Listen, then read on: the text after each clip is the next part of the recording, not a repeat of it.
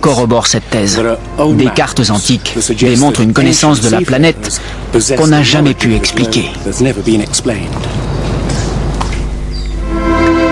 Tout au long du XXe siècle, une énigme va intriguer les scientifiques.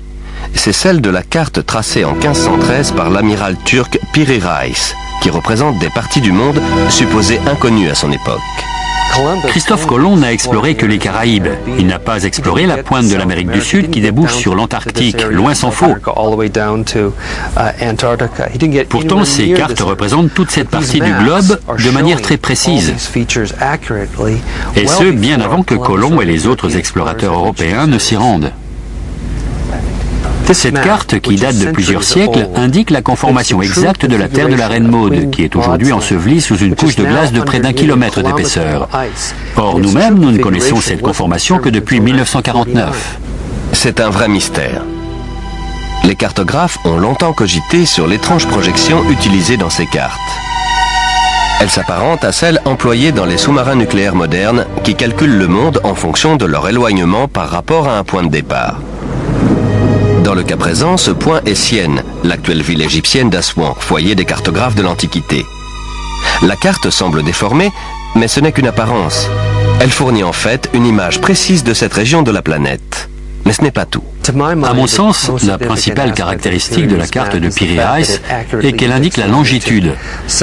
Les Européens n'ont pas su faire ça avant le XVIIIe siècle. Or, cette carte date du XVIe.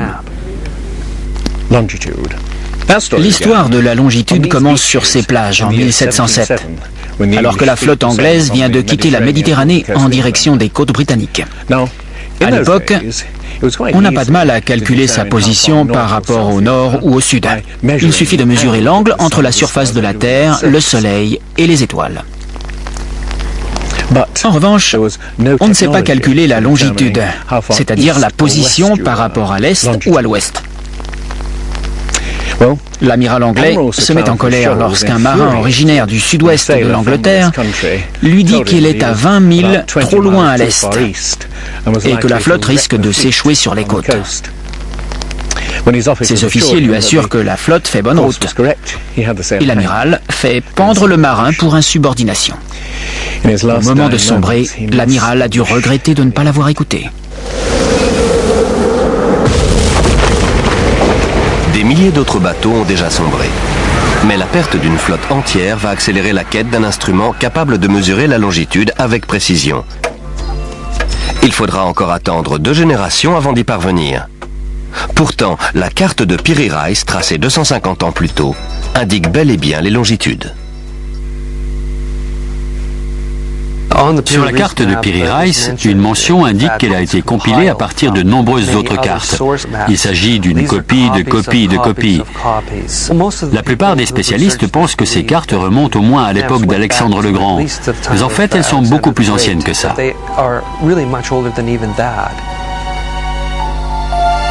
Des cartes du monde tracées des siècles avant qu'on sache naviguer sur les océans.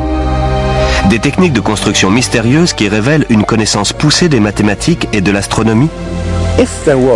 S'il y a bien eu une civilisation raffinée, capable de transmettre ses connaissances aux bâtisseurs du Sphinx et au peuple des Andes et du Mexique, que lui est-il donc arrivé ? Eh bien, Platon parle d'une civilisation très développée techniquement et capable de naviguer sur les océans de la planète. C'est celle de l'Atlantide, l'île-continent. La science, qui refuse l'idée d'une civilisation oubliée, nie tout autant l'existence d'une catastrophe planétaire qui aurait détruit cette civilisation.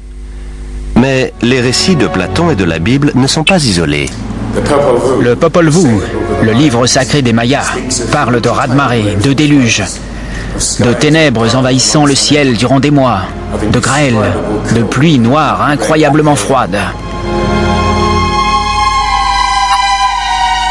Les anciens Égyptiens parlent d'une période de chaos, de déluge et d'obscurité dont les dieux vont émerger pour donner forme à la terre d'Égypte.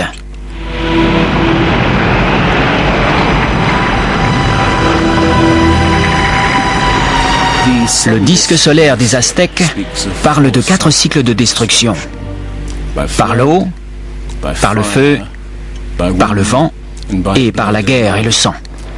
Il prédit aussi la fin du monde dans un cataclysme venu des entrailles de la Terre.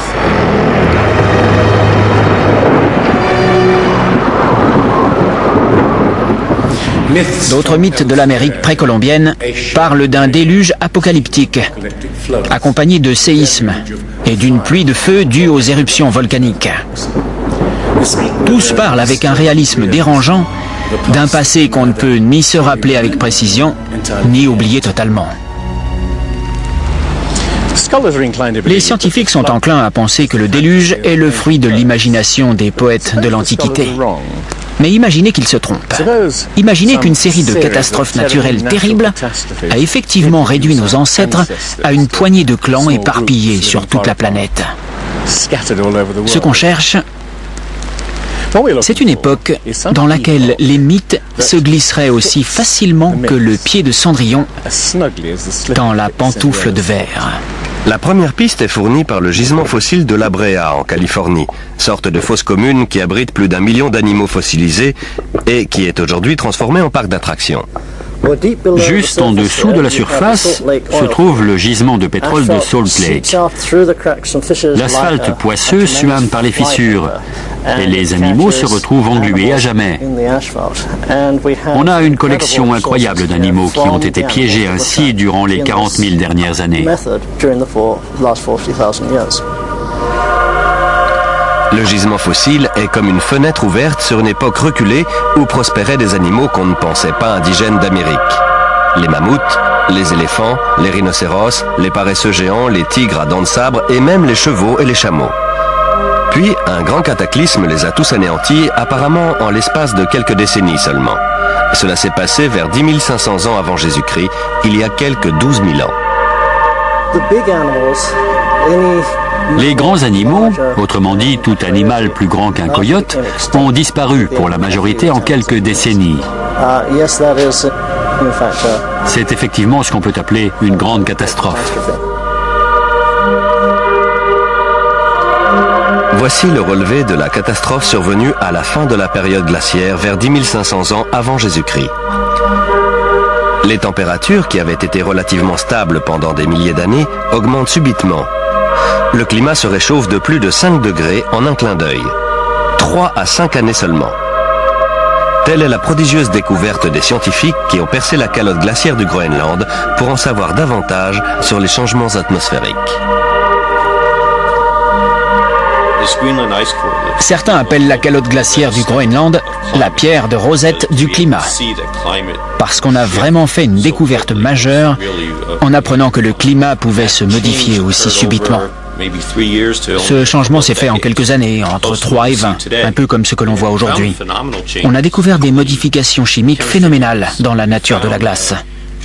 On a aussi découvert que pendant la période de la fonte des glaces, le volume et la concentration des dépôts volcaniques ont été nettement plus importants qu'à n'importe quelle autre période, sachant qu'on a étudié les 110 000 dernières années.